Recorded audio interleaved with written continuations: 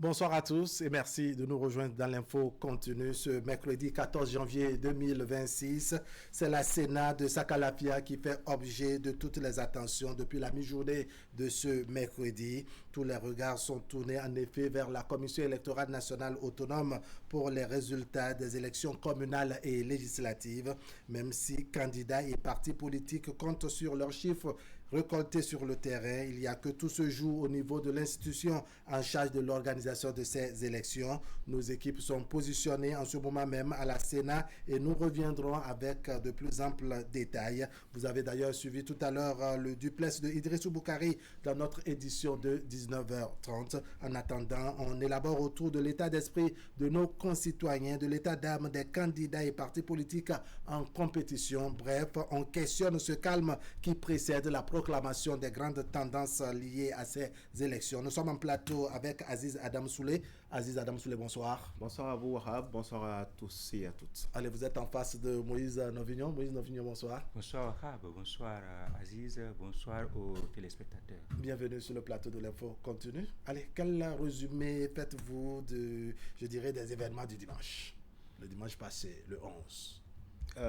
C'est une grande date de l'histoire du Bénin, si on peut le dire ainsi, justement parlant de ces élections couplées des législatives et justement des communales. C'est une grande date dans la mesure où le peuple béninois attendait impatiemment ce jour. On a pu voir, c'est vrai que certainement que vous allez nous faire la question dans l'évolution en tout cas du débat par rapport à ces quelques couacs que nous avons pu observer ça et là dans certaines grandes villes, disons quant au démarrage effectif justement de ce processus électoral. Alors, je parlais tantôt de grands jours, mais bon, à l'arrivée, on se rend compte que tout n'a pas été, disons, fait dans les règles de l'art. Mais ce qu'il faut pouvoir saluer en un premier temps, c'est surtout cette maturité-là du peuple béninois. Cette maturité en ce sens que, malgré les quelques irrégularités, si on peut le dire ainsi, constatées, on a pu voir quand même certains Béninois, sinon bon nombre en tout cas, sortir et aller exprimer librement leur droit de vote. Premier niveau qu'il faut pouvoir saluer. L'autre chose, c'est que pour une première fois, oui, on peut le dire, le Béninois lambda a pu nous épargner, je dirais même le Béninois conscient a pu nous épargner ces événements, en tout cas des années antérieures. Je ne vais pas revenir par exemple sur les événements douloureux voilà, de 2019. On a pu voir en tout cas un peuple béninois assez mature, assez conséquent, qui a pris de la hauteur, qui a grandi en maturité comme je l'ai dit, qui a pu prendre la mesure de la situation. C'est vrai. Il y a la phase, disons, des coups de poing, disons, verbaux. Je veux parler de ces invectives-là sur le terrain et autres. Mais il y a également ce processus-là où, bon gré, mal gré, on fait l'effort quand même qu'on est, disons, qu'on soit d'accord ou pas, parce que au-delà de tout, nous sommes légalistes, nous sommes conformistes. En tout cas, c'est la lecture que j'ai faite et ça, il faut pouvoir le saluer. Donc, on n'a pas enregistré quelque part, en tout cas, durant cette journée-là du dimanche, des scènes de violence ou, en tout cas, alors, des situations Moïse Novignon, il y a le Bénin qui a joué un peu sa légitimité, son image sur le terrain de la démocratie électorale dimanche dernier. Vous en faites quelle lecture à l'heure actuelle? Oui, je pense qu'à la suite de mon confrère, je salue la maturité surtout du peuple béninois. C'est à l'actif de tous les citoyens qu'on ait pu observer le calme, la tranquillité, la sérénité dans laquelle le processus s'est déroulé, effectivement, malgré quelques ratés quand même. Il faut avoir le courage et surtout l'honnêteté de l'admettre, de le reconnaître. Tout n'a pas été 100% parfait, mais effectivement, les compatriotes, les citoyens sont restés quand même sérieux, ils sont restés sereins sur toute l'étendue du territoire national. Vous imaginez quand vous allez par exemple pour exprimer votre droit de vote, bien évidemment, et que vous constatez par exemple que le matériel n'est pas encore acheminé, que tout n'est pas encore en place. À une certaine époque, cela aurait pu déborder, aurait pu dégénérer en des situations que l'on a eu le temps de déplorer à plusieurs occasions. Mais cette fois-ci, les compatriotes ont eu la patience nécessaire, ils ont pu comprendre que effectivement tout n'est pas parfait, mais qu'il faut quand même pouvoir faire avec. Et surtout, il faut saluer également les institutions, malgré tout ce que nous sommes en train de souligner là, notamment le retard quand même très criard par endroit. Il faut quand même saluer les institutions parce que c'est quand même pour la première fois qu'on est en train de faire des élections couplées comme cela. Et donc, effectivement, il faut forcément que les gens puissent prendre une certaine habitude avec la pratique. Et ça peut peut-être justifier qu'on ait pu faire observer certains décalages, certains manquements par endroit. Voilà. Allez, on se pose la question de savoir quel est le secret parce que, comme vous-même vous l'avez souligné, il y a eu quelques couacs, quelques ratés, notamment le retard parce que c'est sur ça que beaucoup s'accordent et que c'était non seulement un élément de démotivation, mais un élément qui aurait pu créer de tension. Les nerfs auraient pu se crisper sur le terrain, mais on a pu se contenir pratiquement sur l'ensemble du territoire national. On se pose la question de savoir finalement c'est quoi le secret. Non, c'est toujours les mêmes Béninois pourtant. Oui, c'est toujours les mêmes Béninois, oui, Wahab, mais c'est surtout, je le disais tantôt, c'est cet esprit-là de maturité désormais qui gagne le Béninois. Souvenez-vous que le chef de l'État disait justement sur son discours, son dernier discours sur l'état de la nation devant la représentation nationale, que le Bénin est en train de trouver progressivement son chemin. D'accord. Je peux aussi dire que progressivement, le citoyen lambda retrouve progressivement son chemin également. Cette hauteur d'esprit-là, c'était pas gagné d'avance, vous l'avez souligné tout à l'heure. Bon, moi je voudrais revenir un peu sur... c'est vrai, je ne partage pas totalement l'avis de mon vis-à-vis. Oui. Quand, disons, à ces excuses-là qu'on pourrait trouver, disons, à ces institutions-là chargées des élections, je suis désolé, je regarde ma caméra droit pour le dire, je suis désolé dans la mesure où nous sommes à l'ère du numérique. Et pour moi, en tout cas, journaliste, analyste, on ne peut pas concevoir qu'après, en tout cas, une journée de vote, on aurait pu prendre toutes les dispositions. C'est mon avis. C'est vrai que c'est pour la première fois que nous faisons des élections couplées, mais personne ne nous y a forcé. C'est nous-mêmes qui avons, on a fait un choix. On a fait un choix qu'on doit pouvoir assumer. Parce que nous avons opté pour ces élections couplées-là, parce que nous souhaitons justement réduire, en tout cas, les charges, justement, entrer dans le cadre de ces élections. Et donc, pour moi, on aurait pu prendre toutes les dispositions pour nous éviter, disons, alors oui, les choses ont évolué puisque le vote c'était le dimanche dernier. Aujourd'hui nous sommes mercredi et qu'on apprend que les résultats seront proclamés. C'est vrai, la Sénat en ce moment fait objet de toutes les attentions. Et garde le suspense surtout. Voilà, en introduction. Est-ce que vous comprenez, je dirais, ce suspense que garde la Sénat jusque-là? Je pense que simplement la Sénat n'est pas tout à fait prête. Je peux prendre le risque de le dire ainsi parce qu'il n'y a aucun intérêt à ce que la Sénat puisse devenir le centre des attentions alors que ce sont les partis politiques qui étaient en concurrence et que surtout les compatriotes, les citoyens, les électeurs sont dans l'attente de la délivrance comme on a l'habitude de le dire pour savoir qui des formations politiques va pouvoir jouer quel rôle ou bien quels ont été probablement la performance de chaque formation des uns des autres sur le terrain. Et donc, je pense que l'institution n'est pas forcément tout à fait prête et que dès que l'institution sera prête, on va forcément pouvoir avoir les résultats. Et donc, la Sénat entretient effectivement le suspense, surtout par rapport à sa situation, j'ose le dire comme cela, parce que si on a pu observer un peu de retard comme cela la dernière fois, le dimanche dernier, pour pouvoir ouvrir ou bien lancer le vote dans certains postes de vote, dans certaines localités, donc il faut comprendre qu'effectivement, on a cru que la Sénat ou bien l'institution était déjà devenue suffisamment performante, car c'est quand même pas la première élection que cette Sénat-là organise dans le pays. On a quand même pris une certaine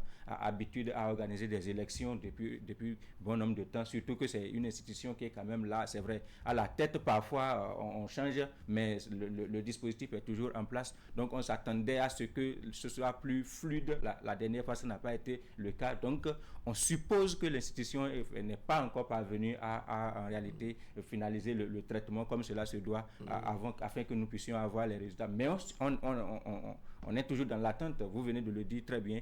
La maison ici, Canal 3 Bénin, a des éléments postés à la Sénat. En effet, on a Idriss Boukaré qui est de l'autre côté. Et donc on va supposer que peut-être d'ici minuit que les choses puissent arriver comme les résultats, bien sûr, puissent arriver comme on est en train de l'attendre là, pour que cela puisse délivrer les uns les autres, surtout les citoyens, mais également les formations politiques et les candidats. D'accord. Alors, Aziz Adam Souley, vous évoquez tout à l'heure le numérique, qui est une réforme et une avancée majeure en République du Bénin. Beaucoup se basent également sur ce détail pour estimer que, bon, on aurait pu déjà avoir les résultats, même si, aux yeux de la loi, la Sénat n'est pas aussi en retard que ça dans la programmation. Je crois que le président même de la Commission électorale nationale autonome Sénat, au détour justement de, disons, cette interview-là qu'il a accordée à la télévision nationale, le même jour même, disons, du scrutin, au soir même de ce vote-là, il évoquait que justement, selon la loi, ils en ont jusqu'à 48 heures, tout au moins, voire même 112 heures pour proclamer les résultats. Mais si les résultats sont déjà disponibles, pourquoi ne pas libérer rapidement pour libérer tout un peuple? Et donc, pour moi, je pense que ce n'est pas au nom justement de la loi qu'il fallait, disons, laisser traîner un peu les choses. Donc, sur cet aspect-là, comme je le disais en amont, je me désole en tout cas du fait qu'il y a eu véritablement ce retard-là jusqu'à pareil moment. Moi, en tout cas, je fais partie. Écoutez, c'est vrai, on a parlé d'élections couplées et tout ça, mais ayons l'humilité, l'honnêteté intellectuelle de voir ce qui se passe ailleurs et ce qui se copie de bien. Parce qu'ailleurs, effectivement, les élections se déroulaient déjà le soir. On a pratiquement, même si on n'a pas les résultats officiels, on a quand même les grandes tendances et on a au moins les résultats provisoires. Je pense qu'on aurait pu s'inscrire dans cette, comment on appelle, dans ce registre-là, pour véritablement délivrer tout un peuple. Oui, l'aspect que vous évoquez justement, et c'est là encore, nous ne faisons pas le procès en tout cas de l'institution qu'est la Sénat, mais une élection, forcément, c'est une expérience nouvelle, encore que c'est une élection différente des autres. On parle d'élection générale et cette fois-ci, celle couplée. Mais il faut pouvoir faire le bilan, faire le point et surtout relever des insuffisances pour qu'à l'avenir, nous n'assistions plus, en tout cas, à ces quelques couacs-là. Alors, vous l'avez dit, on n'est pas en train de faire le procès de la Sénat. Autant ne lui trouve pas d'excuses pour autant, mais en restant dans le juste milieu, est-ce que ce ne sont pas vraiment des réalités liées à toute œuvre humaine, ces ratés, ces difficultés, ces retards observés aussi bien dans l'organisation que dans la délivrance, pour ne pas dire la livraison des résultats? On ne s'attend pas forcément, et je pense, je l'entends bien sûr, comme mon confrère Aziz, il l'exprime, je l'entends, je le comprends surtout, qu'on ne s'attend pas à ce que tout soit parfait. C'est pas quand même à la pleine volonté ou à la pleine liberté du bon Dieu qu'on a confié l'organisation de l'élection générale, voilà, merci bien. Mais surtout, on s'attend à ce qu'il n'y ait pas certaines erreurs, vous voyez. Et effectivement, ça fait réellement 72 heures, nous sommes en train de boucler 72 heures après le déroulement du scrutin, là, effectivement, et on n'a pas... On se dit, pourquoi on attend la nuit? On n'a pas tout au moins les grandes... Vous voyez, jusque-là, on n'a pas tout au moins les grandes tendances. Et vous expliquez ça comment? Voilà, à partir des institutions compétentes, et voyez, ça laisse le doute planer. Voilà, ça laisse le doute planer. Ça permet à ce que tout le monde puisse y aller de son commentaire. Ça permet également que l'on ne puisse pas en réalité avoir de la matière pour nous qui sommes analystes, qui sommes également... Peut-être qu'Aziz comprend ce qui justifie, je dirais, cet état de choses. Vous expliquez ça comment concrètement? Bon, peut-être que ça entre en ligne de compte, disons, de l'organisation. Et vous avez entendu le président même de la Sénat qui parlait, même s'il a semblé minimiser les heures de démarrage, il parlait de quelques manquements par endroit, pour le paraphraser. Donc voilà, ces manquements-là se justifient. Ça dit qu'on les résultats, on veut faire trop languir, dois-je dire? Non, en principe, on ne doit pas faire trop languir, parce que c'est... Peut-être en gardant suffisamment de suspense comme ça devient encore plus intéressant. Non, je suis désolé, parce qu'en gardant justement le suspense, c'est ce qui offre la polémique. Parce que ça donne de la matière. Voyez-vous, par exemple, le principal parti de l'opposition, je crois, a animé une conférence de presse il y a quelques heures. Ça fait partie des raisons. Et je pense que j'ai suivi le conférencier. C'est le procès, disons, c'est le Sénat, justement, l'institution qui était l'objet, et la Sénat, pardon, qui était justement l'objet, disons, de leur conférence de presse. Donc, c'est pour dire quoi? On aurait pu éviter, disons, ces situations parce que on sait que la période, elle est sensible. On connaît également le contexte. On aurait pu, disons, prendre franchement toutes les dispositions, mettre toutes les garde-fous possibles pour, au soir même de ces élections, on peut en fait dire oui, en fait, au moins pour ces élections, on peut dire oui, un coup d'essai, c'est un coup de maître. Mais l'autre chose aussi qu'il faut souligner, puisque vous l'évoquez, nous ne faisons pas le procès de la Sénat, c'est aussi, que ce soit la Sénat et les autres institutions également de la République, aussi un clin d'œil aux forces de défense et de sécurité. Dans les zones, disons, dites rouges, entre griffes, quand je veux prendre certaines, justement des frontières, on a pu voir que le scrutin s'est déroulé sans anécroche. Ça, il faut pouvoir le saluer et reconnaître que les forces de défense et de sécurité et toute l'équipe, en tout cas les autorités locales de ces différentes localités-là, ont vraiment boosté les choses pour que véritablement les populations, disons, de ces localités-là puissent aller exprimer librement leur droit de voter.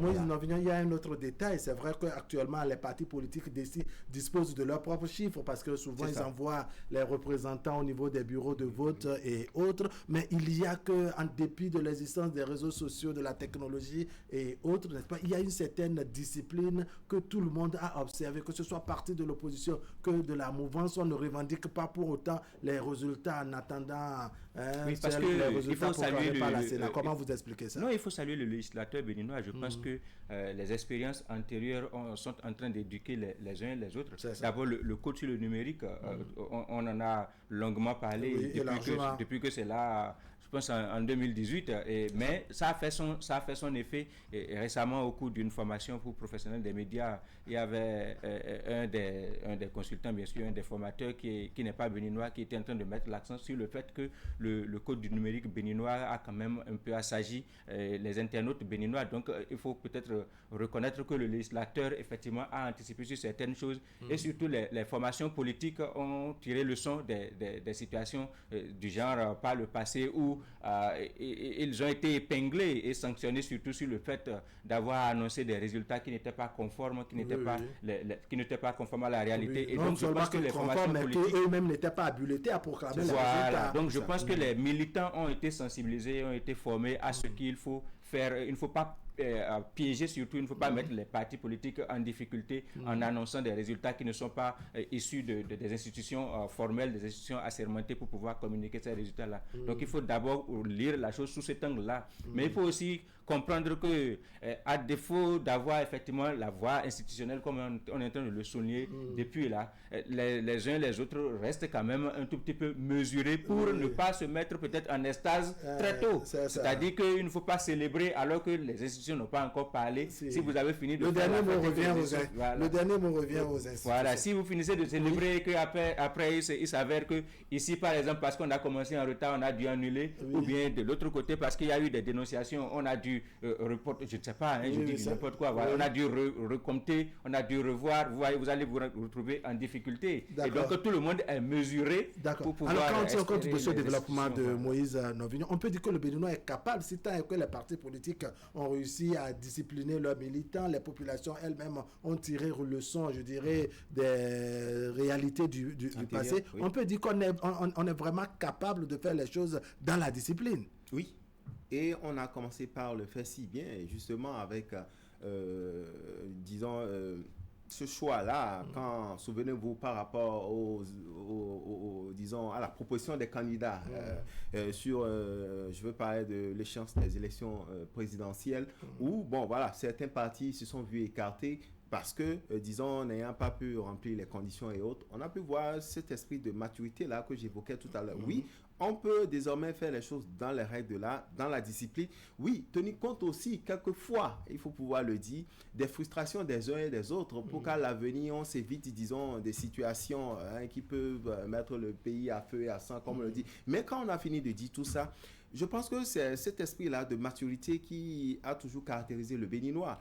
L'autre chose que je voudrais souligner, puisque vous parlez de discipline, par rapport, disons, à ce processus-là, on a pu voir, c'est vrai que je ne veux pas revenir sur le taux d'abstention. J'ai pu écouter, en tout cas, dans certaines zones, qu'il n'y a pas eu aussi cet engouement-là. Peut-être que vous allez le relever, mais je le dis comme ça. Il n'y a pas eu aussi cet engouement-là. Mais le droit de vote s'est exprimé. Il faut compter justement avec ces Béninois-là qui sont allés dans les urnes exprimer leur droit de vote.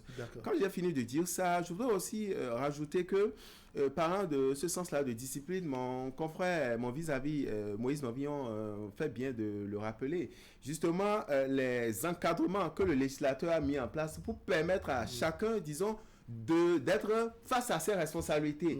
Savoir que si vous déraillez entre griffes, si vous allez hors, en tout cas de la ligne tracée, mais vous serez face à votre responsabilité. Même vos partis ne pourront pas, disons, vous sortir. Suivez mon regard, la preuve. Une autorité de ce pays, disons, par inadvertance, s'est fait prendre, et voilà, même son propre parti n'a pas pu le sauver. Et là, depuis quelques jours, il reprend devant la justice. Donc, pour dire que quoi, aujourd'hui, nul n'est épargné et personne, disons, n'est au-dessus de la loi. Et donc, il faut pouvoir faire avec, et ça, il faut pouvoir saluer, comme je disais, cette maturité-là du peuple béninois. Je veux aussi peut-être reconnaître le travail des structures ou bien des institutions comme la HAC, par exemple.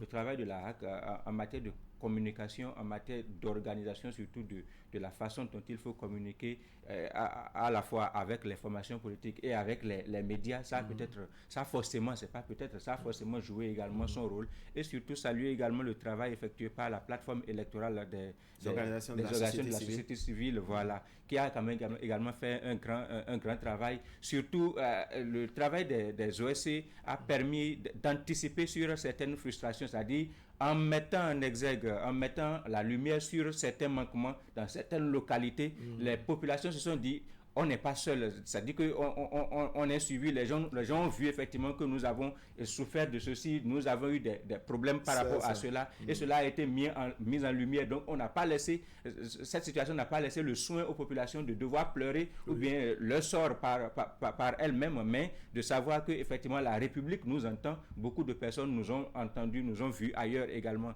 Donc je voulais mettre l'accent sur ces apports-là, effectivement, qui ont certainement et qui ont sans doute joué également un rôle de discipline dans la façon dont les choses se sont passées. Alors, voilà. Aziz Adam Souley, il y a un autre aspect, c'est l'état d'esprit à l'heure actuelle, l'état d'âme, doit dire, des candidats des partis politiques, et tous ceux qui sont accrochés actuellement, en tout cas qui ont leur attention orientée vers la Commission électorale nationale autonome Sénat. Oui. Vous les voyez dans quelle ambiance à l'heure actuelle? Bon, c'est vrai que la politique n'est pas, disons, un jeu d'enfant de cœur, comme je le dis souvent, ce n'est pas mathématique, où il faut aller, disons, peut-être tirer pour le musulman le tasbah, comme on le dit, ou pour le chrétien le chapelet. Ici, c'est alors, en tout cas, de cette confiance-là que le peuple vous a accordé, et au vu, en tout cas, du tri que vous êtes positionné ou non, pour dire qu'ils sont peut-être dans un état de sérénité, d'anxiété, et disons dans une position mitigée en tout cas. Position mitigée parce que souvenez-vous, ça me rappelle, mon confrère ne me démentira pas, nos années antérieures sur les bancs où en allant au bac, bon, c'est vrai qu'aujourd'hui tout est numérisé, où il fallait, disons, sortir les baffes et entendre son nom à l'annonce de la proclamation, disons, des résultats du bac. Et donc vous êtes là, vous êtes sûr quand même que vous avez mouillé le maillot. Et également, Wahab, ils sont sûrs que pendant la campagne, ils sont allés passer ce message-là pour rallier les indécis à leur cause. Mais dans les unes, est-ce que le droit de vote a été exprimé à leur faveur? Là reste la grosse interrogation. Donc ils sont dans une position plus ou moins, partirai-je ou ne partirai, est-ce qu'il partira, disons, à l'Assemblée nationale, est-ce qu'il va retourner, disons, à la mairie? Donc ils sont dans ce jeu-là, en tout cas ils sont dans ces interrogations-là. Et malheureusement ce n'est pas du hadji, comme on le dit, où il faut peut-être combiner ceci ou cela pour que ça donne ceci. Ça paye cash. Qui va trancher, nous ne sommes que sur en face de la. Je suis tout à fait d'accord avec cette analyse, avec cette lecture des choses, mais je pense que dans la très grande majorité des cas, les uns les autres sont d'ores et déjà situés.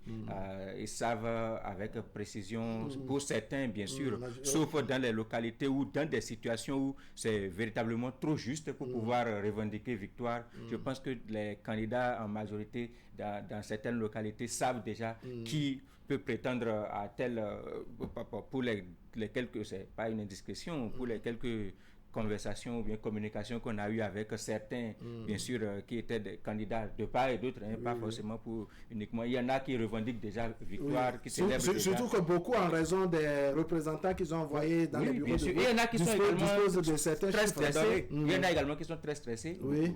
Pas plus que cet après-midi, j'ai discuté avec quelqu'un qui me disait être très stressé parce que c'est trop juste. Vivement que la Sénat livre les résultats. temps de souffler. Voilà, c'est trop juste. Il n'y a qu'un seul conseiller en fait qu'il faut pour tel parti ou tel autre parti pour pouvoir contrôler la mairie et on ne sait pas exactement comment est-ce que la Sénat va rendre les résultats pour que ce soit de son côté ou qu'on puisse contrôler ici. Donc il y a réellement mais quand on a fini de dire ça, c'est de souhaiter vraiment que les résultats proclamés puissent refléter les résultats des urnes, la réalité des urnes, je vais dire. Et je pense que c'est ce pourquoi en amont, avant justement ces élections, la Sénat procédait à des séances de formation. On a pu voir durant tout le processus, avant en tout cas le véritable jour du scrutin, des agents électoraux ont été déployés sur le terrain, ils ont eu des séances de formation et tout ça. Donc pour moi, je vous espérais quand même que durant le jour du scrutin, c'est vrai qu'il y a eu des observateurs aussi, il y a eu des représentants. Donc moi je fais en tout cas foi à la bonne foi également de la Sénat, malgré les quelques ratés qu'on a pu constater, parce que c'est l'institution qui pourra, disons, nous situer ce soir, et vivement qu'on soit situé, et que enfin, en tout cas, chacun puisse tirer ses conclusions également, savoir si véritablement le langage, le lexique utilisé pendant la campagne, est-ce que ça a prospéré véritablement. Et l'autre chose, parlant justement de la Sénat, certainement que nous sommes dans les toutes dernières minutes, c'est de souhaiter véritablement que la prochaine fois qu'on mette véritablement, je voudrais insister là-dessus parce que moi personnellement j'attendais mieux en tout cas de cette institution en termes d'organisation justement, mais bon, à l'arrivée j'ai été déçu.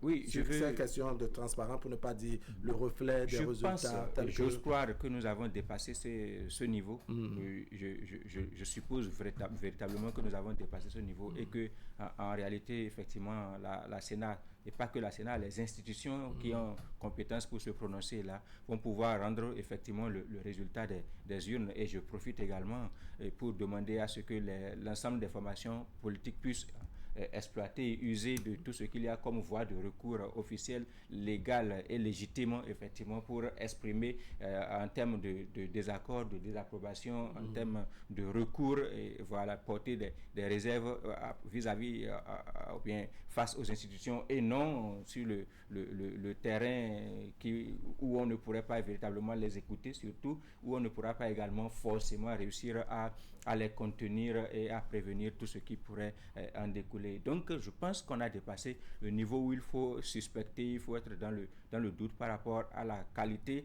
des résultats que les institutions vont pouvoir communiquer. Je pense que toutes les formations politiques cette fois-ci ont eu la possibilité de déployer des observateurs, je suppose. Donc en réalité, et on le disait encore tout à l'heure, que toutes les formations politiques sont en réalité situées, ils savent à peu près quelles ont été leurs performances, à quelle sauce ils devraient être mangés, ils le savent. Maintenant, effectivement, on va effectivement espérer que réellement que ce soit les résultats des urnes qui priment. D'accord. Voilà. Maintenant, si la Sénat donne ses résultats, il faut également souhaiter que chacun puisse prendre son courage à 4 membres pour accepter la vérité. Pour accepter la vérité des urnes. Et surtout accepter justement la voie des urnes légales pour réclamer, comme le disait Moïse Novillon, et surtout appeler au calme. Je voudrais insister là-dessus parce que ne faudrait pas que ces leaders-là, qui sont, disons, des vecteurs de communication, quand peut-être dans une localité ou au sein d'une représentation, qu'on sent déjà un début en tout cas de foyer de tension, il faut que ces autorités-là, fut-il en tout cas élus ou pas, puissent appeler les siens ou leurs militants pour leur dire oui, nous avons peut-être perdu, comment on appelle, mais pas la bataille, nous avons perdu peut-être le combat, mais nous n'avons pas perdu la bataille, parce que oui, c'est vrai, je suis tout à fait d'accord, 7 ans ce n'est pas petit, c'est encore loin, mais il vaut mieux, disons, se préparer autrement et revoir encore la stratégie pour ratisser l'âge au soir, disons, des prochaines élections. Donc pour moi, il faut appeler au calme, quel que soit en tout cas le verdict en tout cas de choses de la Sénat ce soir, il faut que toutes les tendances confondues, pour moi, que ce soit la mouvance de l'opposition, tous ces partis en tout cas qui ont pu en tout cas accepter la vérité des urnes. Accepter la vérité des urnes et véritablement. Moïse Novillon, merci beaucoup. Aziz Adam Souley, c'est moi. Merci également. Mesdames, Messieurs, ce serait tout pour aujourd'hui. Merci de nous avoir suivis. Merci à Francis Corco et à Boris au niveau de la réalisation. La rediffusion, c'est tout à l'heure à 23h et demain autour de 10h30. Allez, portez-vous bien.